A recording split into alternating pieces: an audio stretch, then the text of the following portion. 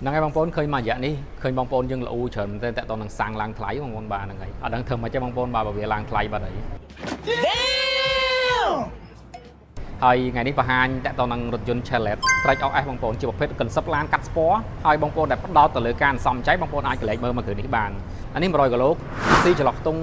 5លីត្រទៅ6លីត្រទេបងប្អូនបាទអញ្ចឹងកម្រិតស៊ីប៉ុណ្ណេះអាចថាជាកម្រិតឡានមួយដែលសំចៃខ្ពស់ហើយសម្រាប់ការជាន់បងប្អូនគុំបារម្ភជាន់បានស្ទុះហៅតាមជើងតែម្ដងហើយកន្សឹបឡានបងប្អូនឃើញ design មកគឺស្អាតគ្រប់ជ្រុងបងប្អូនមើលពីជ្រុងណាក៏ឃើញអែមដែរមកគ្រឿងនេះបាទហើយសម្រាប់តម្លៃបងប្អូនកុំគិតថាថ្លៃខ្លាំងតម្លៃយើងផ្ដល់ជូនក្រោម 40000 ទេតម្លៃពិសេស promotion ឥឡូវត្រឹមដល់ $37000 ទេស្តុកបងប្អូនចង់បានឡានមុនចូលចំខ្មែរមានជូនបងប្អូនតែម្ដងបាទសម្រាប់បងប្អូនធ្វើការកក់ឥឡូវនេះមកមុនបានមុនបាទស្តុកក៏អត់សូវមានច្រើនដែរហើយបងប្អូនមួយទៀតចង់តម្រូវការទិញជាលុយសុទ្ធក៏មិនជាបញ្ហាដែរបងប្អូនបញ្ជាក់តម្លៃហ្នឹងគឺលុយសុទ្ធក៏ប៉ុណ្ណឹងសិក្សាក៏ប៉ុណ្ណឹងដែរបាទហើយលក្ខខណ្ឌឯកសារសិក្សាគឺងាយស្រួលទេបងប្អូនកាន់លុយត្រឹមតែ 10% នៅតម្លៃឡានស្មើនឹង